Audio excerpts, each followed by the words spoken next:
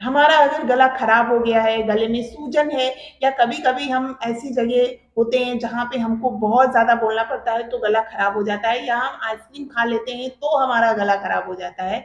तो उसके लिए एक घरेलू नुस्खा बताएँगे, चुटकियों में गले की प्रॉब्लम सॉल्व हो जाएगी। 2 कप पानी ले लेंगे, उसमें ऐड करेंगे 1 इंच अदरक का टुकड़ा, 2 चुटकी दालचीनी पाउडर और 2 चुटकी काली मिर्च। इसको तब तक उबालेंगे जब तक ये पानी आधा ना हो जाए। जब ये पानी आधा रह जाएगा तो हमें 5 मिनट ढक के रखना है, फिर इसे छान करके और सिप-सिप करके धीरे-धीरे पीना है। सुबह-शाम 2 टाइम पी सकते हैं। 2 दिन के अंदर ही आपके गले की सारी समस्या ठीक हो जाएगी।